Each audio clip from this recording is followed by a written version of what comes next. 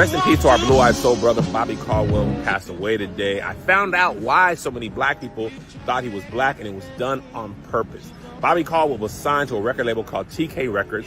His single, What You Won't Do for Love, was going to be the lead single, but TK Records had mostly R&B acts and broke all their singles through R&B radio. So they had this picture is what they were going to use to promote the single, because this is what Bobby looked like. And they were like, nah, man, that ain't going to work for the black folks. They ain't going to do it. So Bobby himself came up with the idea based on a picture that he loved of himself. He covered the picture with acetate and made a black silhouette at the brim. Black people didn't know. They loved the song. Black people was like, we love Bobby Caldwell. He went on tour with Natalie Cole, and it was then that black people were like, hold up, this Bobby Caldwell is white? But by the end of his set, black people was like, well, I don't care what she is. This song slaps. This music slaps. We love it. And that's why black folks always thought Bobby Caldwell was black, because they wanted us to. Rest in peace, brother.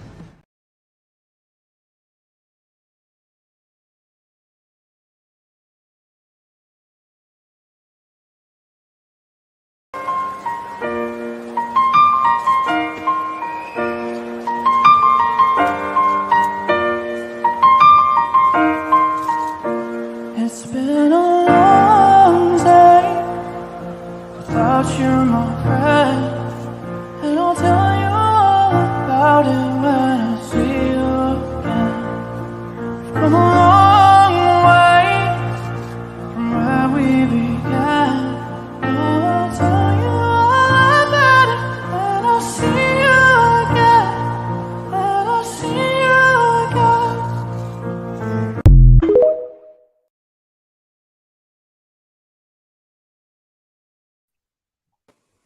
Good evening, good evening, good evening. Thank you for joining us here with Get Into It with Taz and Chris. Only took me a year to get that right. So if you see me wiping my eyes, I'm not crying. It's a bad allergy day, and I'm at the runny eye portion of this day. I'm completely fine. My eyes are just at war. Happy to have our Wednesday show. Yes. Tears of joy.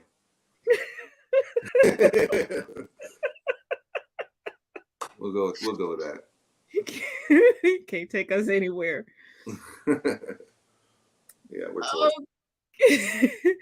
There's a lot of interesting things have transpired in the past 24 hours. And we're gonna try to talk about the biggest moments, because it's been a lot, and I do apologize for not checking in with y'all yesterday, but once again, allergies were kicking my butt. But if you do follow me on other platforms, then maybe you caught me on the live, on one of the few lives that I jumped into yesterday on TikTok. But woke has become the new conservative buzzword to mean everything negative. Like, they're even trying to blame the bank failures now on being woke and diversity and inclusion. Mm-hmm. Well, a conservative author who wrote a book with a whole chapter talking about wokeness was asked what woke was to her, and it went downhill fast. Get comfy, y'all. Take a look.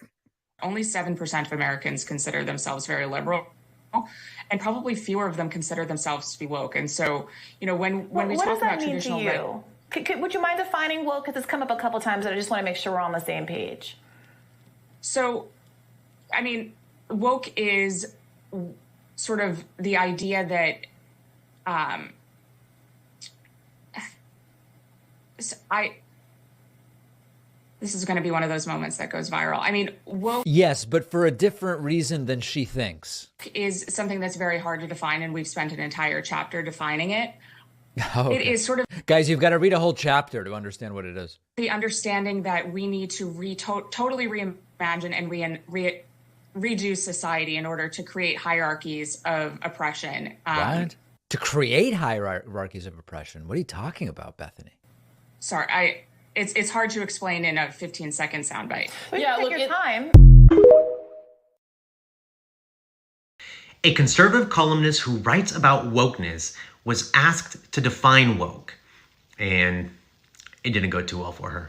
Of Americans consider themselves very liberal, and probably fewer of them consider themselves to be woke. And so, when we talk about traditional... What does that mean to you? Would you mind defining woke? Because it's come up a couple times, and I just want to make sure we're on the same page. So, I mean, woke is sort of the idea that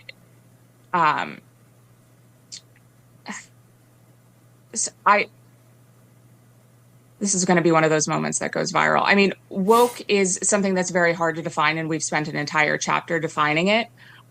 It is sort of the understanding that we need to totally reimagine and redo society in order to create hierarchies of oppression.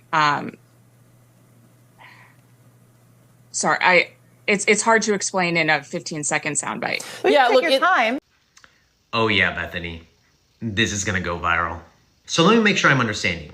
You spent an entire chapter defining woke, but you're having trouble defining woke?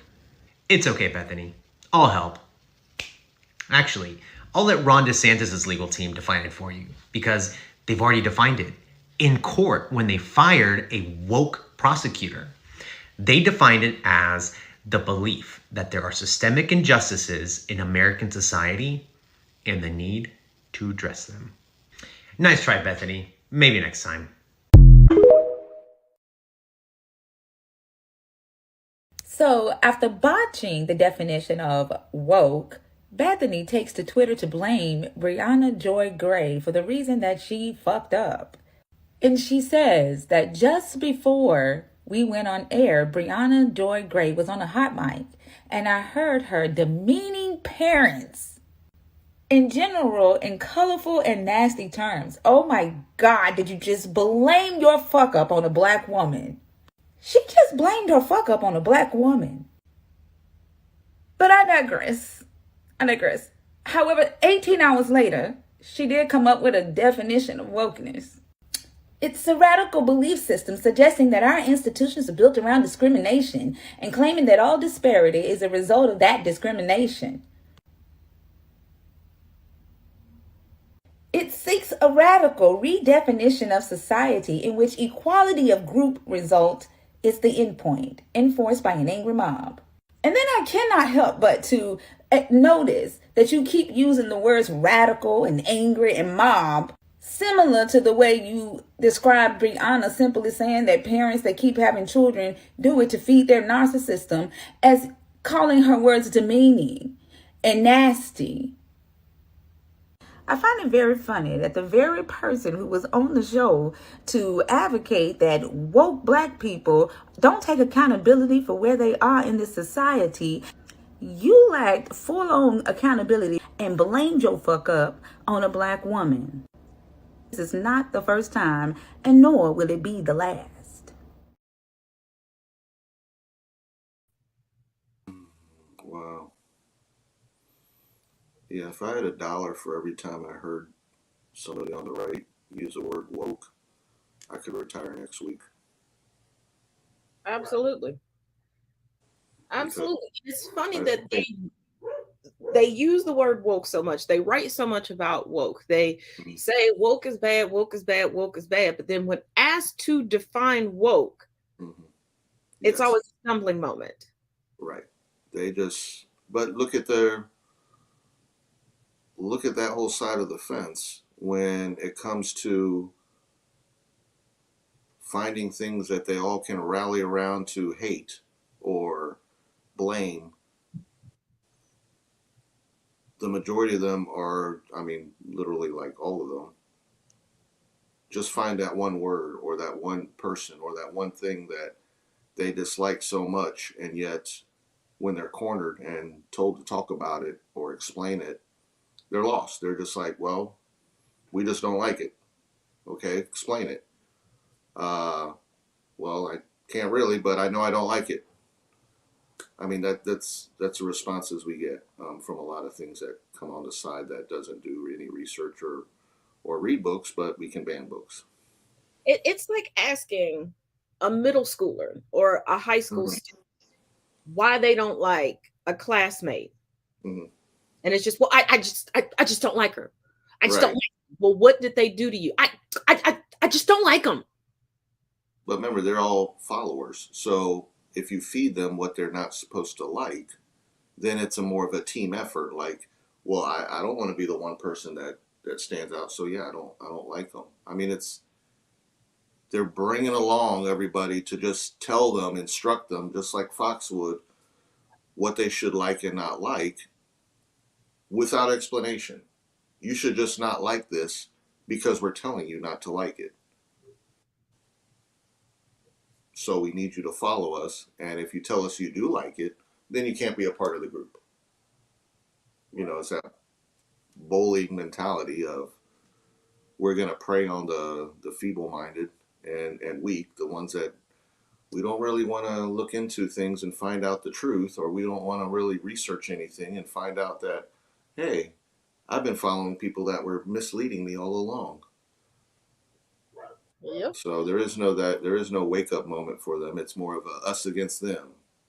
We'll tell you what not to like, and we don't really need to explain it. We'll just keep ramming it down your throat, saying woke, woke, woke, woke, woke, and you'll be like, that's bad, bad, bad, bad, bad. So chance that they can define something, it's disturbing. Now tonight we do have some Trump news, some Trump updates, but they're kind of broken up into categories because it's not about True Social.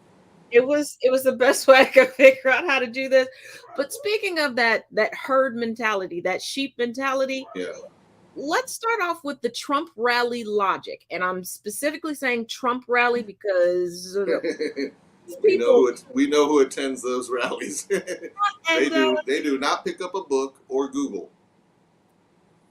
They DuckDuckGo is their friend to a very minimal degree. But yeah, pay close attention to these definitions that these people being interviewed give and why they're upset. This is like SNL.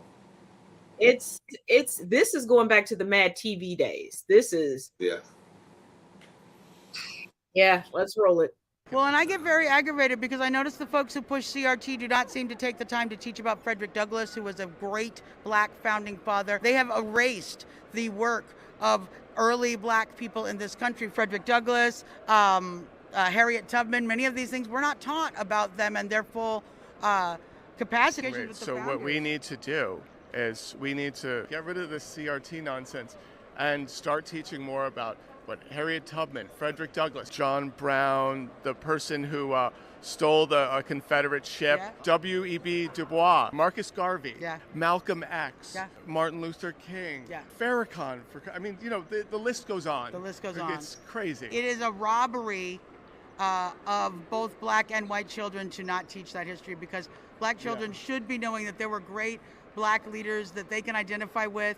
And it's like none of these kids know who Marcus Garvey is. Yeah, exactly. Here with Moms for Liberty. So you're telling me there's a new threat besides gender ideology, besides critical race theory. What's this third one? So social emotional learning is basically the Trojan horse that allows critical race theory, that allows a critical queer theory, teaching our kids how to feel. Teaching them about their feeling. Rather than parents paying for a therapist for their children, they let the teachers do it at school. They talk about their feelings? They talk about their feelings all the time, or they'll say, it's called formative conversations, and they'll say, so how can we show empathy? Let's say that we have... So empathy? Okay, so if let's say they have a word of the week, and the word of the week at my child's school was empathy. And the teacher started talking, how can we show empathy? And then she says, if you have a friend that has two moms, how can you have empathy? Well, my child comes home and says, Mom, there can be two moms. And then it's these conversations leading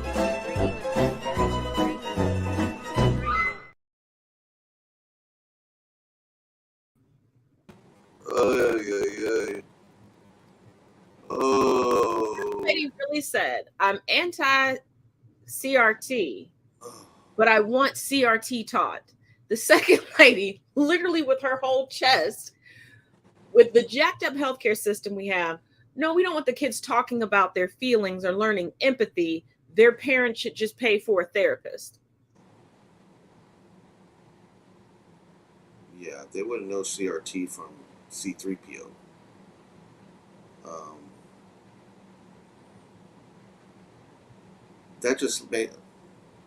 That lady was just like, from the school of Tesla or something. Yes. Like, I think she's been with Elon a little bit too much.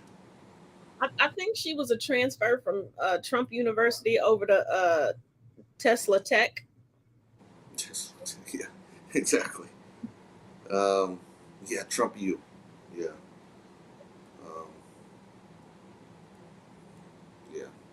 But see, when people ask why I stopped coaching and why I got out of the school system, this is just the tip of the iceberg as to how some parents act. You can't really do your job at any capacity because there are parents that will find problems with everything and accuse you of trying to indoctrinate the children. One, there's not enough funds if you wanted to indoctrinate someone. Two, there's not enough time if you wanted to indoctrinate someone because you have all these goals that you have to reach, whether as a coach, as a teacher, as a teacher's assistant, whatever. You have to hit these pinnacles. You're given timelines. I can't sit there and coach my students and then try to get them to think the same way as me. First of all, I don't care. Nobody in education makes enough money to care to try to get your children to think like them. We don't care, okay? We want to get them in and out. Your children are heathens, okay? They're heathens. Yeah. How about they learn their examples at home? Yeah, we are trying not to two-piece and a biscuit, you little bastards. We don't care. How about you teach your kids some manners? Shit. There are times I don't even like my own damn kids. I didn't even indoctrinate their little asses. Shit. You think I'm going to indoctrinate your kids? It's when their kids turn out to be something they're not proud of, then they're going to blame something for changing their child. How about they change because of probably what you were forcing down their throat that didn't make sense to them, and they ventured away from that, and they decided to get a mind of their own. That has nothing to do with the art teacher at the school. Yeah, even for me, I would say that my family is pretty progressive, pretty liberal for most things. There's some, like, I think I can count on one hand people who they don't call themselves conservative, but they do live some pretty conservative lifestyles. But they don't push it on the rest of us. Well, at least not me, probably because I would tell them where to go and draw them a roadmap as to how to get there. But we don't agree on everything. And there are times that my dad will look at me like, how did you come to that? Why do you believe that? Because it was nowhere in the household. And then I have to remind him, guess what? I had other influences outside of you, outside of school, outside of this relative. There's a whole conglomerate that goes into shaping a person. But don't nobody give a damn that much about your damn kids outside of some of y'all churches to be trying to convince your kid to do something. No. For every parent on the planet has had a hiding space from their children. Do you think we want more children around us? We're still trying to figure out when the fun part of having kids begins. Y'all lied to us. You're like, have kids. It'll be fun. It'll be fun. Damn near 30 years later, this shit still ain't fun. It's stressful. It's expensive. It's not fun. You think we want to add more kids to the we don't even like when your kids come to visit. We're trying to tell them we ain't got snacks in the kitchen, so they'll call you so you'll come pick them up sooner. Shit. Right. The kids. No, the fuck I don't. I don't. And yet you get moms like that voting for people like Boebert. Yeah, trust me. My kids are very, very social people. Okay. They're like the social butterflies everywhere they go. They had way too many damn friends for my damn liking. Okay. Every day. Can such and such stay for dinner? Can such and such come on? And you don't want to be the mean parent on the block. So you're like, oh yeah. The whole time I'm thinking, when is this motherfucker going home? Ain't nobody trying to indoctrinate your damn kids. I'm trying to get them to think I'm mean and evil and they don't ever want to come back. How about they try to teach their kids some decency, how to be fair and not bullies, how to treat others with respect, How about you teach them some qualities instead of showing them by example of things they should hate, because you know they hear their parents talking all that junk about what they don't like about those in the world. So how about that influence? Yep. You're not teaching them to be kind, you're teaching them to hate. Because I will tell you one thing, and it shocked me. A couple years ago, my kids individually came to me and were like, you know what? Growing up, you never hated a group of people. There were people you disliked. And they were like, and as we got older, we understood why you disliked them, or we understood why you steered clear of them. Mm-hmm. Bunch of Karens. Yeah. And I was like, okay, I didn't realize that my kids had picked up on that. So I was like, okay, go ahead, mama. You did something right. Ooh, yeah. But I never sat around and was like, well, these people over here are horrible. No. Yeah. If somebody, and there were times that I had to sit down with my kids and go, okay, we were around such and such. We will not be around such and such anymore, and have to break down to them why we weren't. Or sometimes my kids would come to me and say, hey, I'm not comfortable being around such and such. And they would break it down. Okay, cool. Say less. We won't be around them. Mm-hmm. Right. And it's like, that's how you have to be. But, we got some more Trump logic. And this Trump logic comes from Laverne Spicer on Twitter because, of course. You know, you can accuse Laverne Spicer of a lot of things, but common sense, not one of them. She took to Twitter to ask people if they can remind her of which bank collapsed under Trump because, oh yeah, that didn't happen. And in a sense, she's right. Not a bank collapsed during the 4 year of the Trump administration. Not a bank. 15 of them. 7 in 2017, 4 in 2019, and 4 in 2020, including First State Bank, which actually visited the White House during the Trump administration to discuss deregulating some areas and dubbed their objective to make community banking great again. You can't make this stuff up. Now, I should point out that none of the banks that collapsed during the Trump administration were as large as Silicon Valley Bank, which collapsed the other day and had assets just over $200 billion, whereas the largest bank that collapsed during the Trump administration had assets at just over $360 million. But the point of the matter is that the reasons a bank collapses isn't because of who is or isn't in the White House. It's a multitude of very complex reasons, but Laverne Spicer obviously doesn't know that. And at the end of the day, Laverne, chalk another one up to today's GOP, the party of the blissfully uninformed.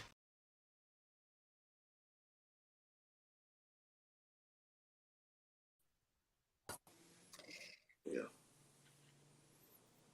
But just like with gas and everything else, everything gets put on the administration without even looking at it, because like I said, you're talking about people who are followers and who have joined the herd, and yeah, it's because of Joe let the bank fail. Yeah, Joe. And Joe it's got like into valid reasons to criticize Biden and his administration. Like right now, the fact that he signed off on the Willow Project, that the indigenous community was very much against. Alaska does not need this, especially right now. Criticize him for that. It's valid. Like there are enough valid criticisms. Yeah.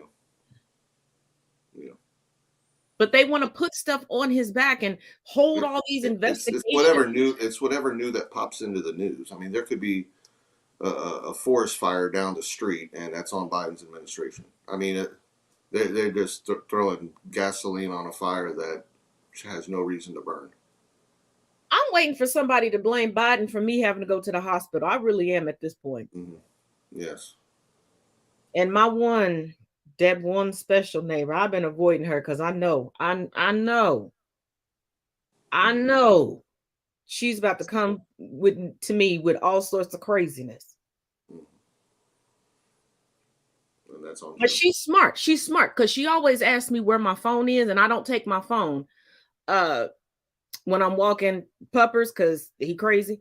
Now I generally have my watch on so I can still like make an emergency call if need be. We don't walk that far where the range is broken.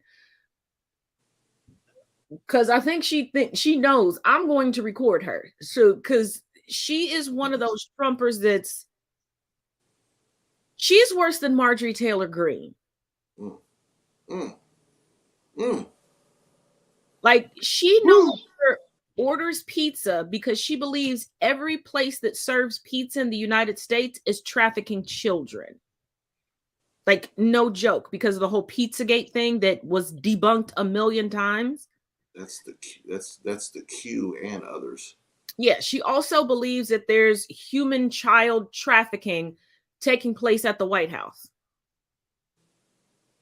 The White House, where everything is recorded all the time. Okay. I don't even know if QAnon does that. And she also told me that there's no such thing as human astronauts. Only monkeys have been sent to space. With a straight face. Because I looked at her and I started to chuckle, thinking that she was telling a joke, because I was talking to another neighbor and she had walked up one day. Yeah. No, she was serious. She was serious. But every time before she chimes in, she always asks me, do I have my phone? So I think she watches me on some social media platform. Yeah. Like this is too good to miss. Let me hit live. Like, girl, I'm about to get a GoPro and just clip it to my collar. There you go. That's how it's done. Wow, that's some missed footage that'd be entertaining.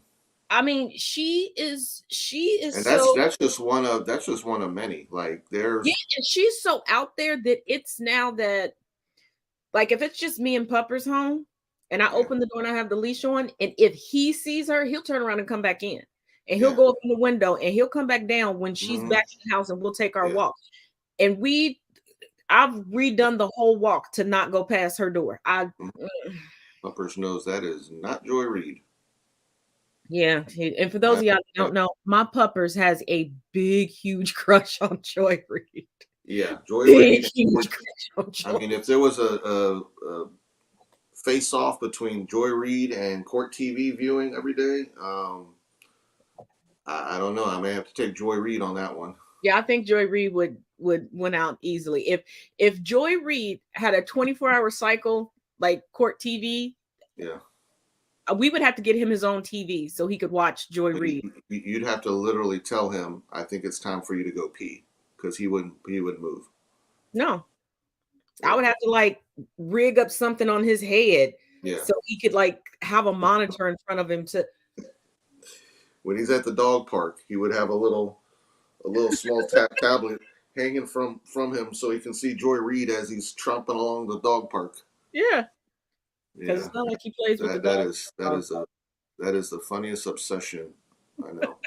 It is. And somebody said I should make him his own page. It's funny and yet so true. Because I'm like this. Yeah. Yeah, because he keeps, every time she comes on the TV, because he has a new sweater, he goes strutting in front of the TV like she can see through the TV. Yeah, like he's showing his hips or something. Mm-hmm. Yeah, them hips didn't lie. But y'all, Trump. If she only knew that, she would just be like taken back, like, oh my God.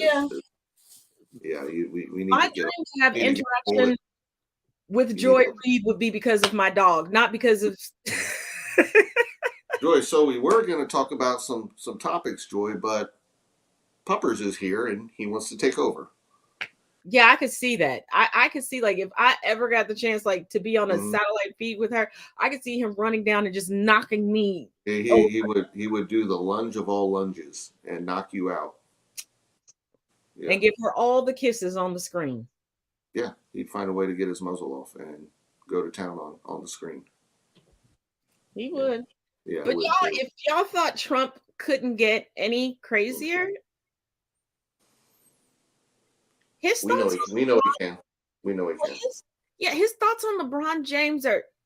Yeah, I don't even know how to preface this. I'm just gonna show y'all, because you're probably gonna think I'm making this up, but I'm not. Here we go.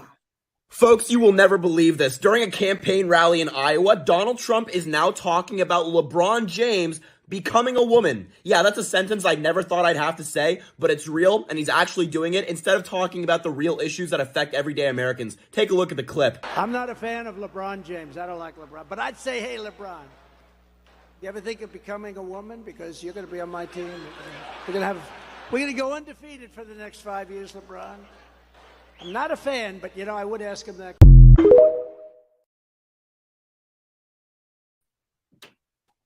Yeah. Now, let me preface this by saying, a few days ago, I told you all about the short list for Trump's current VP picks. They're all women because remember, he lost great numbers regarding suburban women. And he's not smart enough to realize he lost suburban women because he assumed that all suburban women were white. So even women of other races and ethnicities that had previously voted for him were like, "Oh, you don't see me? I see you." They were like, "Oh, so you're not going to get my vote." So yeah, he wants LeBron James. Here's my guess. Wow, I'm throwing it out there. Candace. How about that? Because he'll think he's got something. Well, Candace. Candace Owens just got demolished by a Black intellectual recently. So we haven't heard much from her. She kind of retreated. So she's used to that, though. No, I mean, this person, like. So she's like if she were like feet inside of one of Trump's golf courses? Yeah. Oh, okay. Okay, right next to Kennedy's. Nice little nugget that I found out. Elvis. Yeah, right before we went live, Trump is now trying to sue Ron DeSantis for a shadow post campaign. Yes, because he doesn't think hilarious. That this is serious about it and just doing it to undermine him. Yes, he is suing his mini-me. And I'm like, why don't y'all just team up already? Yeah, I mean, you're taking one idea who's brash and loud, you're taking the other idea with parallels and can also go even further, which is scary, to say that Donnie feels threatened because he knows that aside from his base that just likes to be told what to do, there are those out there that don't want the brashness of Trump, but unfortunately they still like those ideas. Yeah, and before people go, Taz, don't tell them to join together. You'll give them an idea. They're not going to join together. And I'm going to tell you the primary reason why they're not going to join together. And no, it's not because of ego. Their fan bases hate each other. Former staffers of DeSantis that were like, whoa, DeSantis has gone way too far, now work for Trump, and vice versa. They don't like each other. So for them to join together, they won't get any votes. Their bases will choose some random candidate, probably Carrie Lake, to push through for the nomination. They cannot join together. I was just being facetious. But we do have. Go ahead. Spend the next 4 years still fighting her election results. Yeah. And it's funny because Marjorie Taylor Greene, who's been trying to align herself with getting on the short list, wasn't anywhere on the short list or the long list. Yes, with the husky fur that she was wearing, which comes straight out of the Murdaugh kennel. That was Yeti fur. That came from Bigfoot. That she finally captured Bigfoot. I thought that was part of the Murdaugh crime scene. It probably was. Yeah. That's what I was thinking. That jacket had been dead and then sprayed off with some Dawn or something. At least Cruella had style. Yeah. But we do have some Trump news. So Cruella wasn't part of the queue. Yeah, that is true. So let's get updated on Trump before we move on to his arch nemesis DeSantis. And yes, there's even further information about Sir Assistant Urinalysis Technician DeSantis. That's not a lie. Here's why it's not a lie. Did you know about this? Did you? Put the paper down. Let me answer. Did you know about this? Yeah, no, I don't. No, we don't need that.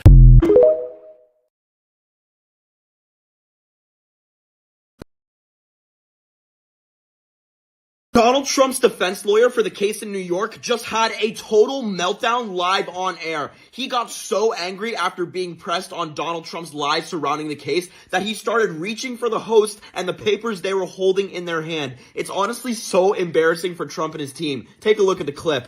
If all of what you say is true, it is. Then why was Trump hiding it and lying about it at the time? And I'll play that for your response. He lied about it. We all know that. Take a look. Take a look. Let's see.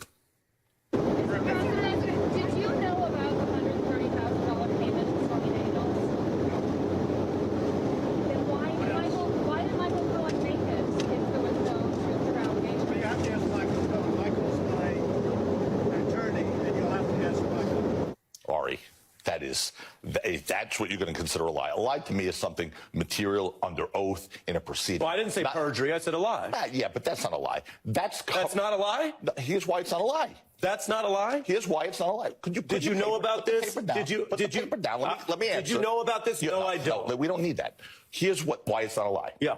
Because it was a confidential settlement. So if he acknowledged that, he would be violating the confidential settlement. So is it the truth? Of course it's not the truth. Was he supposed to tell the truth? He would be in violation of the agreement if he told the truth. So by him doing that, he was abiding by not only his rights, but Stormy Daniels' rights. It seems like we're drawing some blood here because you're having a strong reaction. He did lie about it, and in a confidential settlement, you can easily say, no comment, or I'm not getting into it. He says, and the reason why I look at this, he says, no, I didn't know about it. But he did know about it, didn't he? But here's the thing. I don't know the timing of that video. I really don't. And I'm not trying to play games with you. April 28th. Yeah, but I don't know the timing of that video in relation to the timing of the other video where he was speaking to Michael Cohen. What was the date of that other video? Do you know? Yeah. We have the Cohen recording.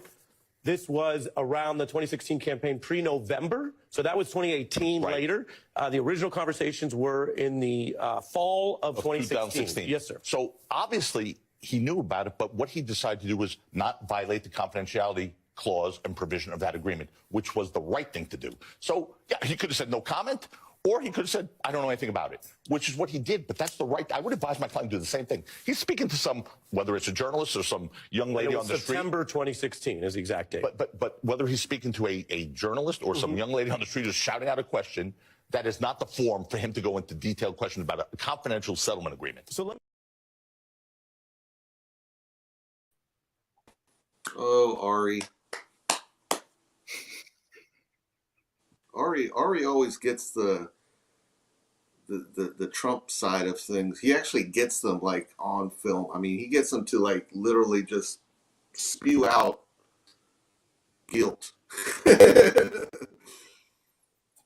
I'm like, dude, this could have just been a no comment type of thing.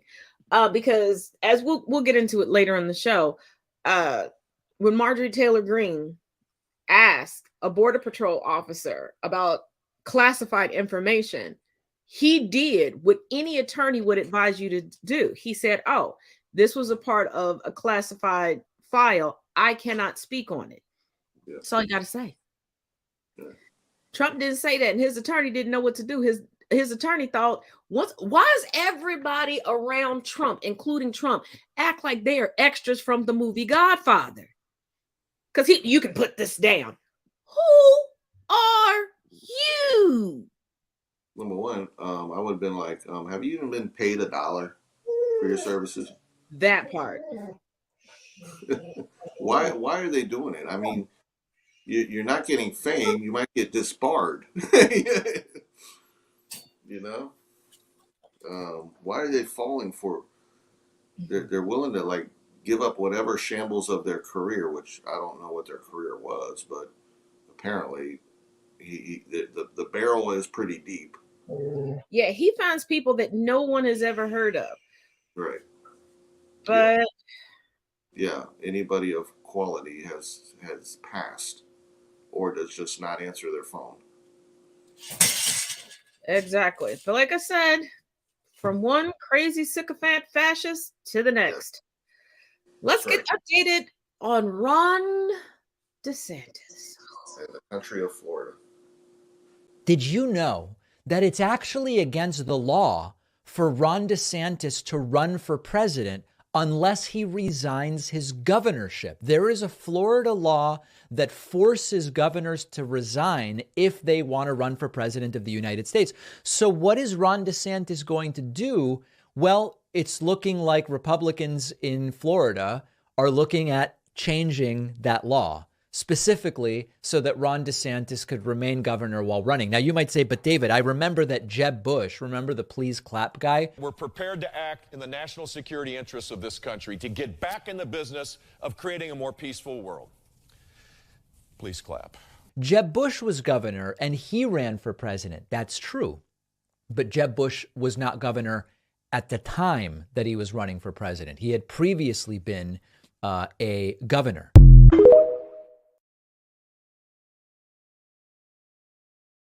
So Florida Governor Ron DeSantis over here revoked the liquor license of a Miami hotel because it hosted a drag queen Christmas show in which children were in attendance. Now, the venue required minors to be accompanied by a parent or an adult guardian before gaining entry, but Ron DeSantis said that the show was sexually explicit, that drag queens wore fake breastplates, and there were songs which were very lewd and inappropriate for children. So in order to protect children, he revoked the liquor license of that hotel. But I'm wondering if Ron DeSantis is keeping that same energy when it comes to movie theaters and the Motion Picture Association of America that allows children to see R-rated movies, which, by the way, are oftentimes graphic, sexually explicit, and violent, so long as they're accompanied by an adult or a parent. I'm wondering if he takes this same energy when it comes to kids going to football games in the state of Florida, where they're exposed to cheerleaders who are oftentimes wearing a lot less than any drag queen is going to be wearing at a drag show. So I'm wondering if Ron DeSantis actually gives a shit about protecting children and protecting the decency and morality of Floridians, or he's only using that as a convenient excuse to further his attack on queer people and queer spaces.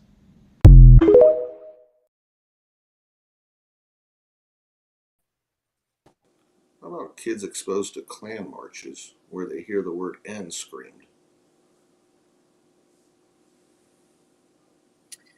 Let's talk about the kids that get dressed up in Hooters costumes for Halloween. The kids who have Hooters birthday parties and are put in the bikini t-shirts and have Hooters waitresses pretending to grab body parts. Yeah. How about some of these pageant moms? Y'all remember Honey Boo Boo? Yeah, they're pretty brutal. Yeah, it's funny how they just want to pick and choose. That's what they all do. That's what they pick and choose what they want to rally behind, and it doesn't have to make sense to them. They don't care how many people agree with them. It's a matter of power and bullying. So, yeah. And speaking of power, let's discuss Marjorie Taylor Greene. Ooh. Now, I know we haven't heard much recently about the classified files that seem to be popping up at everybody's house. Pence, Trump, Biden, you name it. Cameron. But everybody wants Biden to be impeached because of the records, but Trump to be saved and protected because of the records. Depending on if Pence runs for president, they're on the fence regarding that. But actual factual classified information was disclosed in 4K. Let's take a look.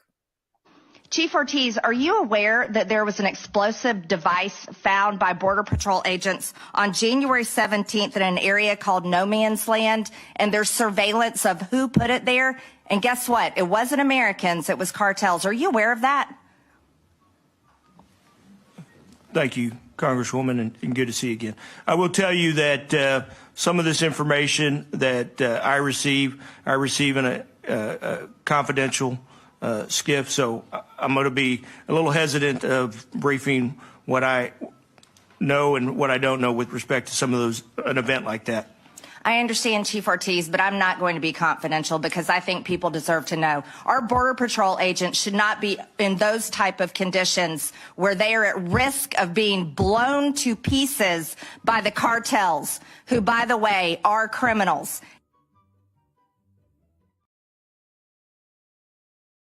You know, I've about fucking had it up to here with Marjorie Taylor Greene's bullshit. So she's in this Homeland Security hearing today. Stick around. So I posted this video. The Biden administration is failing this country by not protecting our border and securing our border and stopping Chinese fentanyl from being brought into our country illegally by the cartels, and people are dying every single day because of it. Fentanyl deaths have doubled between 2 years, from April 2019 to April 2021. Those are the statistics we have. Yeah, that video is pinned at the top of my page. Now, today they had this hearing in Texas. You know what I think, you guys, and I'm going to be really honest with everyone. I could care less about politics at this point. All I care about is policies put in place that allow our... She could give a shit less about politics, right? Keep in mind that first video I showed. Yeah, the one that's pinned to the top of my page. Here in Georgia, fentanyl-involved deaths has increased by over 230% since Biden has taken office. In my district alone, we have had fentanyl-involved deaths increase by over 350%. I can tell you right now. I thought she didn't care about politics, so she's using her state statistics, excuse me. Yeah, she just fucking angers me. Remember the first video? Yeah, that's where she was using federal government statistics from the Trump administration, where fentanyl deaths doubled. Now she's just using a percentage and not giving the actual numbers. So she could have had 1,000 people, and then it would have went up to 2,000 people, and that's a 200% increase. Or whatever. You get what I'm saying? It's like this fucking woman. But it gets better, and I told you. Fuck did I tell you? Ortiz, are you aware that there was an explosive device found by Border Patrol agents on January 17th in an area called No Man's Land, and there's surveillance of who put it there? And guess what? It wasn't Americans, it was cartels. Are you aware of that? Thank you, Congresswoman, and good to see you again. I will tell you that some of this information that I receive in a confidential skiff, so I'm going to be a little hesitant of briefing what I know and what I don't know with respect to some of those, an event like that. I understand, Chief Ortiz, but I'm not going to be confidential because I think people deserve to know. She just fucking released confidential information. Why the fuck is she on a committee? Perhaps there was a reason it was confidential. She's on a public fucking platform releasing classified information to the public. Remove her from committees. Kevin McCarthy, blow this video up. I don't give a fuck. Remove her from committees. She can't be trusted with classified information, and she just fucking proved it. For the record, I called this. She always wrong publicly.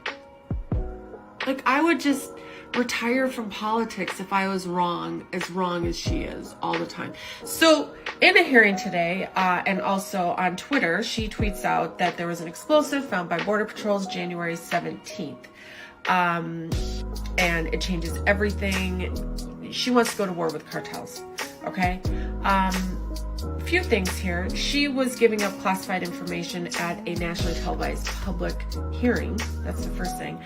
But also, and more importantly, and this is where she's so wrong, the Border Patrol chief who was testifying today had to tweet this out, that basically During a January briefing, leadership was notified that agents found a duct tape ball filled with sand. So leadership was notified that they found a ball filled with sand. So where was the leadership being notified that it was an explosive? Or was that just done for effect? Was that just done for the 20-minute soundbite on Fox News tonight? I mean, she's still fighting for her life, going back and forth, saying, no, I was told that this is an explosive. But here's the thing. You should get all of your facts straight and in writing and know what your witness is probably going to answer. Because this shit is backfiring every single day with these hearings. Every day. It's like they're wrong all the time.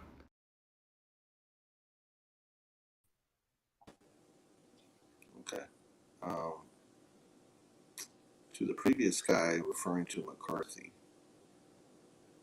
We know what McCarthy is. He's owned. So this says a lot of why she's acting the way she does. Because she feels she owns him.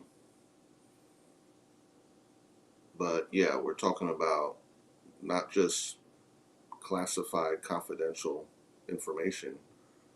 We're talking about security risks, security info. But should we be surprised? Not really. This is who she is. She's a Q.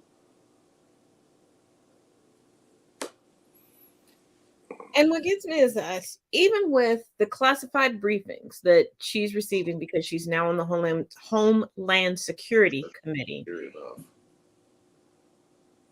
I'm not going to say she's getting it wrong, because one thing that I've noticed and I've learned from watching her and from covering her so much, she's just going to lie. She likes to set a narrative that she's the Wonder Woman out here saving the rest of us from everyone else. This is why the Democrats had her censured during her last term. This is why she was stripped of her committee seat. Like, right. She can't be trusted with information. And it's like, you want to be vice president and you're sitting here going, oh, I don't care about confidentiality. One thing that I know, we have FBI, CIA, DEA, etc. agents everywhere. We have them deep undercover places. She's doing the same thing Trump did when Trump got the search warrant for the classified documents that he had at his house, and he released everybody's names and people had to be pulled from the field. Right. You cannot release that classified info. It's classified for a reason. There's a reason us as the public don't know about it, because the people who are out here putting their life on the line to keep the rest of us safe, you now are potentially putting in harm's way. Yeah. And then I love the little dog whistle where she goes, well, this person wasn't an American. I thought America was a melting pot. How can you look at somebody and tell if they're American or not? Right. Right. Yeah, like I said, there's a lot of security risks. When you expose undercover agents, you put lives at risk. They're undercover for a reason. Like I said, how do you trust someone that has bad intentions with information? How do you trust someone to say that at some point they're not going to blurt this on some QAnon chat room or blurt this to somebody that is tied to somebody somewhere who is not our friend? She's so casual with it. She thinks, like you said, that she's going to be the hero, and look at me, I'm calling these people out because I have a voice. Her voice is reckless and irresponsible and full of lies. And the saddest part about it is, we know, because of her own admissions, she's active on these QAnon message boards, on the QAnon site, on the QAnon side of the internet, and et cetera, et cetera. With her saying this, whatever else she says, people are going to be like, well, we believe it because she exposed them on national TV. Because she could tell you little gremlins are running around kidnapping kids out of their parents' houses and indoctrinating them into wokeness and grooming, and people are going to be like, see, she's breaking it down for us. Yeah, see, she told us to watch out for those lasers gonna with the forest fires. Yeah, it's, and yet they're looking at her like, but she's in Washington. She knows what she's talking about. She's in Washington, like that. This is a congresswoman. See, yeah, and that's still a mystery. And here's a dichotomy. They'll say, oh, you need to drain the swamp that is Washington. Yeah. But then uphold people like Marjorie Taylor Greene, like she's making a difference. But this is the same type of politician, just like Boebert, just like Gates, that'll take to their social media and go, see, the federal government is failing you. They're not doing their jobs. That's your job. You're the one failing us. But you have them that are just lying, dangerous wackadoodles, and then you have the other side of them that is also aligned in a bad way. When you talk about Paul Gosar and Jim Jordan, when you're talking about blatant racism, or what's his name, Tuberville, you're talking about the combination of dangerous people that are reckless and can't be trusted when it comes to anything of importance and secrecy for this nation. We might have allies, but even our allies don't need to know everything. We have many adversaries. They don't need to know everything. There's reasons why things are kept top secret, confidential, or certain levels of confidentiality. And that public behavior, yeah, that's, if it wasn't McCarthy in charge, I think somebody would have to take action, because for someone just to come out and say, I don't care about confidence, I'm trying to protect these border officers. Oh, come on now, please. You know, yeah, she's first of all, there's no need. She's such a caring soul. Yeah, but first of all, there's no need for us to have Border Patrol and ICE. First. Second, for those that think that this is not a big deal, imagine confessing your deepest, darkest secrets to a friend. Your friend has an interview or has a podcast like we have now, and your friend not only doesn't say, oh, well, I have a story, and leaves your name or certain details. Mm-hmm. No, they give all of the details, your name, and show a picture of you. Mm-hmm. That's the equivalency. Yeah. Yeah. Or, I won't say her name, here's just a picture of what she looks like. Yeah. Now, before we slightly move away from politics, I must update you on Mitch McConnell. And for the love of all things holy, can y'all stop DMing me? I was not at the Washington Hotel. I did not push him down the steps. He failed. Shit. Cameron didn't do it, did he? He probably did. Cameron was like, you're not going to endorse me for the 2024 POTUS campaign? So you pushed Cameron. I didn't push. Here is the update on Mitch the Bitch. Here we go. Tonight, we learned the Republican leader in the United States Senate, Mitch McConnell, won't return to work this week and couldn't spend up to 2 weeks in inpatient rehab. The Kentucky senator was released from the hospital today, 5 days after suffering a concussion when he tripped and fell. His spokesman revealed today that doctors discovered over the weekend that the 81-year-old also has a minor rib fracture.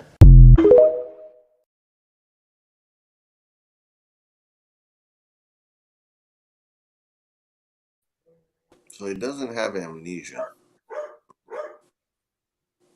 because that may have been the only hope for him. So he got a concussion, amnesia, and a rib fracture. Oh no! He came out of amnesia and said, "Am I correct?" Thoughts and prayers to Mitch McConnell. It's a trap. Thoughts and prayers. That's what I got. Thoughts and Coming from the Commonwealth. You Commonwealth of care. yeah, I got thoughts and prayers Yes. for a recovery But of the some amnesia, sort. but the amnesia wasn't there. I am so torn apart. I do not know what to do. Maybe we should send him some aid. Oh, that aid is not in the budget. We cannot fit that in. Oh well, maybe we can send him a dandelion once the weather breaks. There's some Kool-Aid. He said that. He ain't even getting that. According to him, that ain't in the budget either. Now, if you all remember last week, I brought you the story of a Howard University student suing the college for discrimination. But some new information has surfaced, and it looks like he was a terror on campus. So let's take a look at this part 1 and part 2, because y'all know how we do. So I wanted to talk about this Michael Ray Newman kid, the one who just recently got expelled from Howard University. And I was thinking about how unfair it is, because when I searched up the reports, I didn't see any pictures of him. And this is a white guy at an all-black school suing the school. Anytime there's any mischief or something bad in the news about a black kid, their picture is immediately.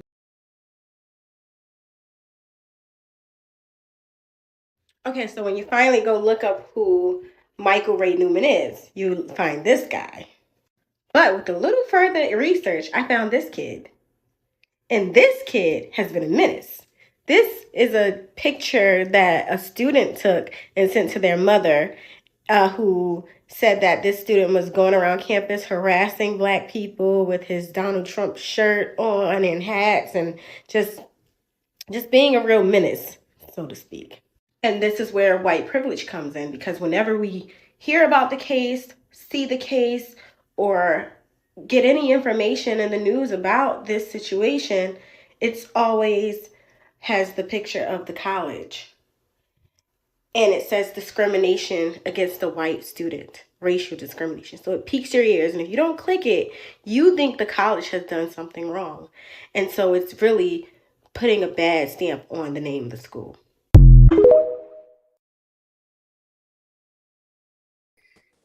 Now, just a little further context. If you remember when I first covered this story, this student went into a message board during the time where classes were virtual and was basically antagonizing Black students within his class, asking Black people the same thing we get asked every day online. Why do you vote Democrats? Democrats keep you on the plantation. How are you going to make change if you don't do any change? You know, the same dog whistles. So on top of walking around a historically Black college or university, prestigious, with Trump merch on, and then he was expelled, he wants to act like he doesn't understand why he was expelled and that it was racial discrimination. And keep in mind, he received a full scholarship to attend this school. Howard is up there when it comes to colleges. I know I grew up in the DC area. I've been by Howard many times. It's kind of in the heart of DC. It's a very prestigious school. But you're talking about somebody who feeds the crowd that doesn't investigate, doesn't research. They're looking at headlines. Headlines go as far as, hey, that's as far as we're going. Look at that headline. Oh my God, that's here we go again. It's, you know, they're taking down the white student. You know, they're the headline readers. They're the Fox watchers. There's always a story behind something. You just got to look and know the sources that you're getting your information from. A lot of it, like you do a lot, you stress that we won't speak on something unless we know it came from a certain source that can be trusted, because there's so many sources out there that are random and more opinion than factual, that you can't speak on something based on only one side that has been exposed. So in this case, things needed to come out. What was behind this? What are some examples? Where are the receipts, like we always say? Where's the receipts? So Yeah, because I'm glad you pointed that out, because even in my blog, for any of you all that follow or read my blog, even when I'm giving a purely opinion piece, like I was talking about gossip on the internet this week, I still link sources into the blog, because I never want you to just take my word for anything. I can give you all the historical context. I can pull out all the reference books known to man. I show you the reference material. I tell you where I'm getting it from, so you can go and fact check me to make sure I'm not leaving out a critical piece, or I'm not skewing somebody's words, because you don't know. At the very least, you're giving them the choice to go look further into something. You're not telling someone, just stop at what I'm saying. This is as far as you need to go. No. If you have that desire to know more about what you're speaking of, what you're listening to, go look for it. Just know your source. If you're not sure about your source, look up your source. Look what the background is on this source. Is this a tabloid? Is this just somebody who's speaking from a certain side of things? Or is this somebody who might be known as a historian, or somebody that is a professor, or somebody that has references that can be verified? And because there are sources out here that will put out information just to make you feel comfortable and make you feel right. Right. That's why you'll see, and I've noticed this, it was brought to my attention and I started doing some preliminary research. There are podcasts that will put out 4 different versions of the same podcast, and they will market it towards different audiences. Same topic, but they want to make everybody feel comfortable because their podcasts are monetized. Right. And it's like when we're watching our shows or whatever on MSNBC or whatever, when it comes to things having to do with something that either the current president or a president has done, a lot of times you'll see Michael Beschloss called in. He's a presidential historian. This guy can tell you everything going way back when. And Ken Burns, who is a very respected historian. Right, exactly. And from a point where they're speaking based on history, not on their own personal, I'm following only, the liberal history of presidents. No, they're historians. And that's the key, is knowing where you're getting your information from. And I know some of you all that follow me on different social media platforms sometimes, and you express yourself, and I appreciate y'all for expressing yourselves, but sometimes y'all get frustrated with me because you want me to just verbally eviscerate someone. My goal is to give you the history behind something, to understand if we are now repeating that history. My goal is to educate. Now, are there times that people will piss me off because they decide to come at me publicly and I am a human? And yes, I will verbally eviscerate their entire soul, okay? I will laser shoot their spirit to their ancestors. Yes, I will, because I am still human. Don't send for me unless you want me to show up. But at the end of the day, I realize the only way to overcome where we're at right now is education. One creator that's all over every platform, The Conscious Lee. Please follow him if you don't, regardless of where you are on the social media stratosphere, the cyberverse. He says education is elevation, and it most definitely is. Because hatred, bigotry lives and grows in ignorance. Yes. because it is easy to manipulate someone who is uneducated. It is not easy to manipulate somebody who has educated themselves. Right. But for our final story for the night, there's been a shakeup in the coaching staff at Coppin State for any of you all that follow college basketball. And I did not know this. Excuse my ignorance. I did not know that there was a member of the coaching staff that had ties to a reality TV show. Didn't know that. Like I said, excuse my ignorance regarding that. Did not know this at all. But it seems like that connection with the reality show plus a lackluster record and an affair may have all contributed to him not having a job right now. Let's take a look. Showing its own.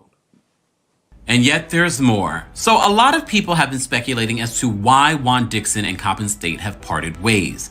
A lot of people named the lawsuit where he was named in, where he dropped the ball and did not allegedly report this student's allegations. But now we are hearing from multiple sources that it was not just that. There was more to it. So some people are speculating that Bravo will give Robin Dixon another season because of this affair that came out during the reunion, and now Juan losing his good paying job.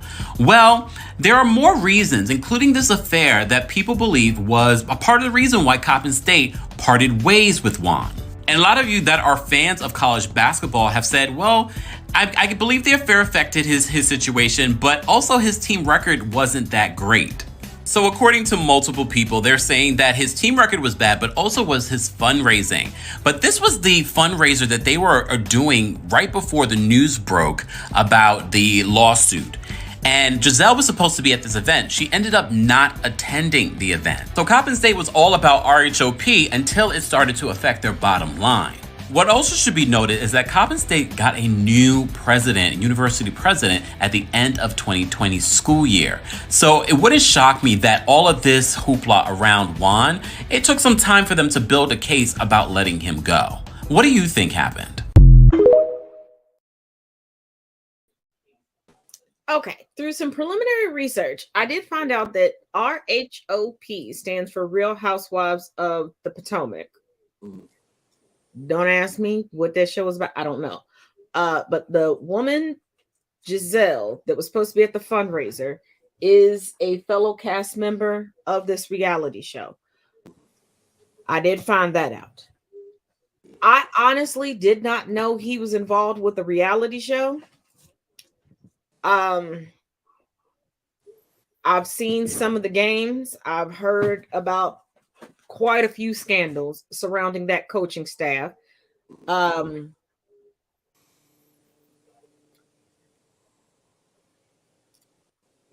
shocked that people weren't fired before this. That's just me personally. As a sports fan, if anybody knows the other side, you want to comment in the comment section and enlighten us. We're here to learn. All I know is the sports side of it. And Coppin State's record has not been the greatest. It's been horrible. And yeah, there's been people fired for even better records, even better losing records than that. Juan Dixon comes from the University of Maryland. He's big in the D.C. area. The Potomac is the Potomac River, which is up there in the D.C. area in Maryland. So that has to do with that whole DMV region. So you get a lot of players that have gone back to that area that have gone to either University of Maryland or Georgetown, like we saw with Georgetown just letting go of Patrick Ewing recently. He had a horrible record there. There's a lot that goes on that doesn't make the news. And even for sports fans, there's some things that somehow don't find their way out of being hushed for long. I mean, we hear more if it's the NBA, like we did with the Celtics' old coach and Neil Long. Some things come out right away. when it's pro sports, college kind of has to get leaked in some cases. So Yeah, and about who knows who. Well, I was also informed there's a husband and wife duo that I befriended. They both coach basketball on different levels. And they informed me that Juan and his wife recently remarried each other. I didn't even know that they were divorced.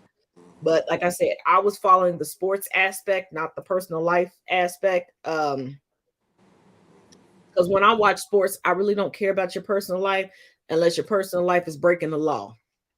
Sorry, not sorry. And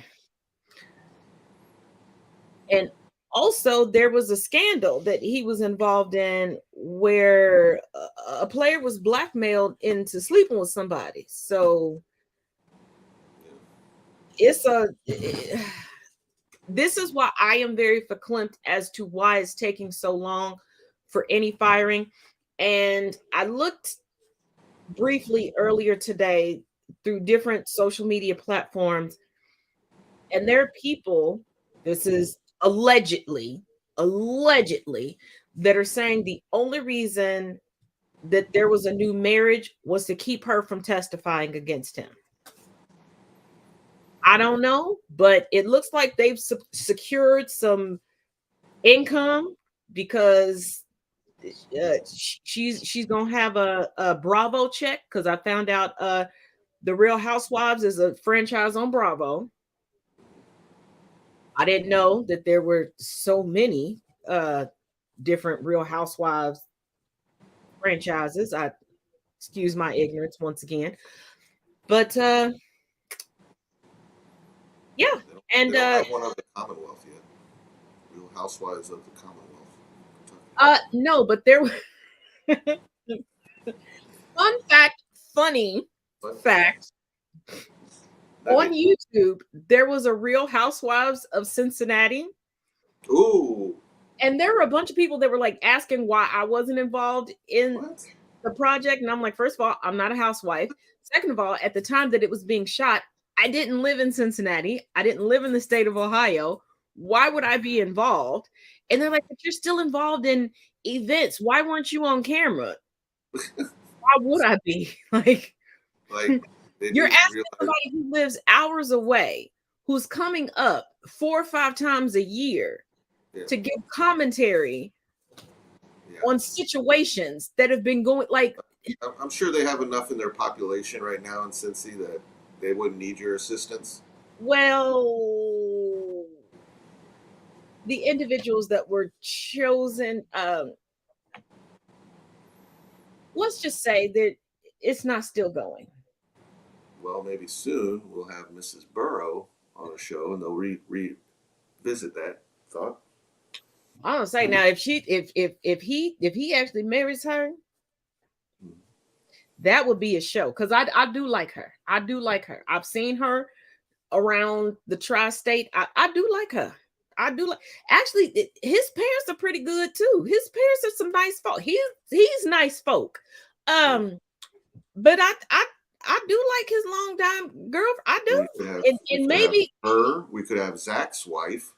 Well, maybe it's because all of us and our love of dogs and the fact that we dress up our dogs and we spoil, and these are our babies. Maybe that's why. Maybe that's why I love them. You're still a crackhead. You were still a crackhead. They're brats. You want to show the people your sweater? You want to show the people your sweater? It's got his cooties on it. You don't want to show the people your okay. No, I'll show Joy Reid. He popped up. He started looking around like, where's she at? Don't tease me. Don't tease me. He looked at his boo thing. He said, would you stop teasing? But I know we didn't get to the factoids tonight. I will bring you all the factoids tomorrow. But you're well, they're just Oscar factoids that I found. But the Jimmy Kimmel nuggies. Yeah. Oh, and he had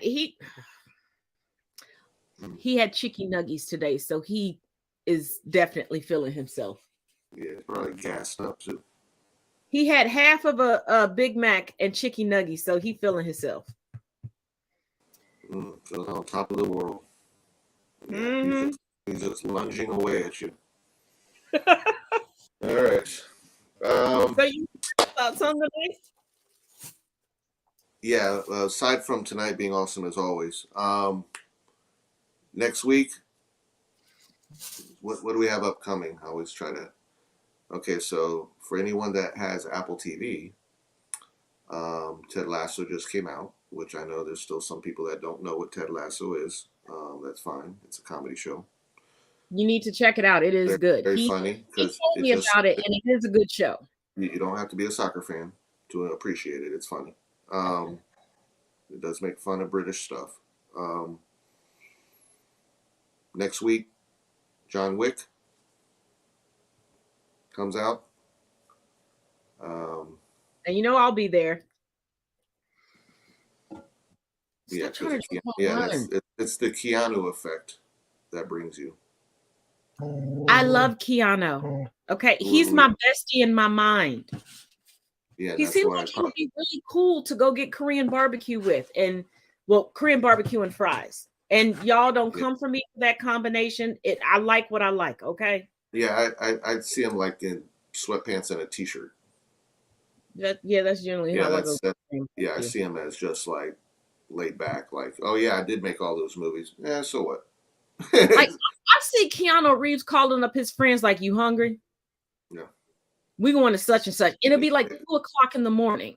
The guy's always stayed grounded, but once you see where he came from, how he grew up, you understand a little more why he's grounded and has stayed grounded. And I love him because just like you and I, he's had the utmost respect for his mother. Yeah. Because his mother did so much for him. Oh yeah, definitely.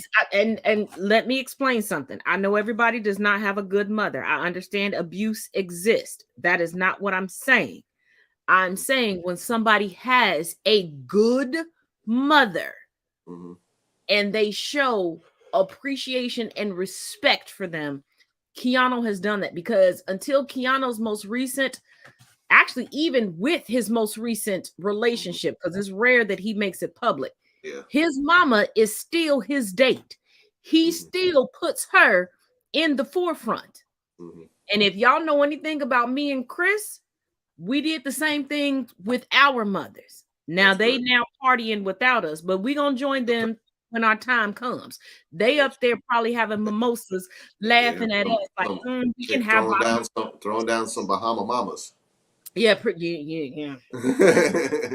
And probably some French fries. Like, I bet you Taz wants some French fries. Yeah, that's just not fair.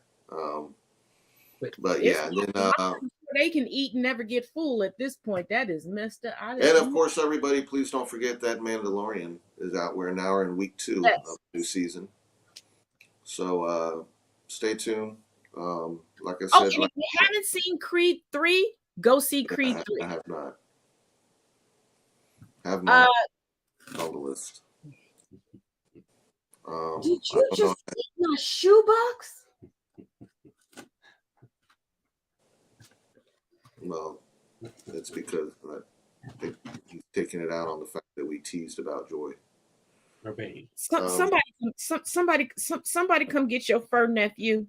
I haven't even worn the shoes yet that he's eating the shoebox for. And y'all think that I'm cruel by putting a muzzle on him. Now do y'all understand why he has to have a muzzle on? Hold on. Let me show the people. Even with the muzzle. Look at this. I'm not joking. Yeah. Apparently the burgers and stuff weren't enough. Okay. That's all I got for tonight. My dog gets full kids meals, but he still wants to eat my stuff. Your mama's a whore. Oh yeah, and Friday is Shamrock Day. Oh, it is Shamrock Day. Yeah, I didn't have green on today. Normally I may have put some green on early, but it's Shamrock Day on Friday. So I have one thing in my closet that's green, but it's not weather appropriate for right now. Just because it's short sleeve and Summer it's gear. midriff. Okay. And I've never worn it. It was a gift, and That's all. Like wear no other mid- graphic. There's no graphic tee that's green or anything. I have one that has some green in it, but I don't really do midriff stuff. You know what I mean? I just Yeah. To let y'all know, be on the lookout, especially if you follow me on Facebook or Instagram. Sunday is Daddy's. What, sir? He just wants to be on camera. Sunday is Daddy's third pastoral anniversary, so I'm gonna try to be cute. I told him I was gonna come. I didn't tell him I was gonna behave. I said I could either come or behave, but not both at the same time. So look out for videos, look out for pictures. Because I think I'm gonna be cute on Sundays. Ain't gonna try.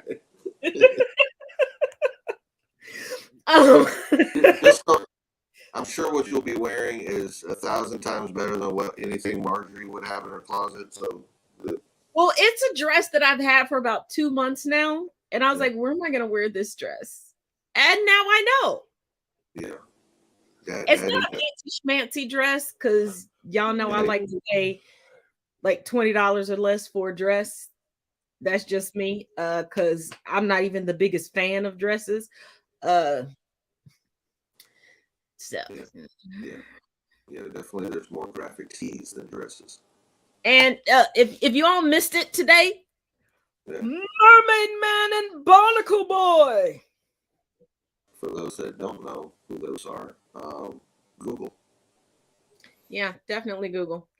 So as always, each one teach one, each one reach one, and y'all know we have an outgoing video because those are fun. So till next time, y'all. Bye. Say bye to the people, Chris. Ginger, say bye. Jesus, can't take him Adios, nowhere. people.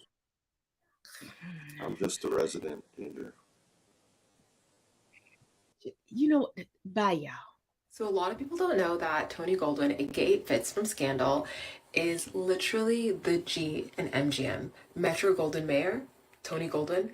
The studio was created by his grandfather. Like some fun Hollywood facts, in like, you know, the early days of Hollywood, the silver screen, there were like 5 studios that owned Hollywood. So like the part of the studio system. So actors, producers, directors each belong to a specific studio. So there's like one thing being a nepotism baby, but there's another being a direct descendant of the studio system. For all we know, Fitz was hanging out with the MGM lion.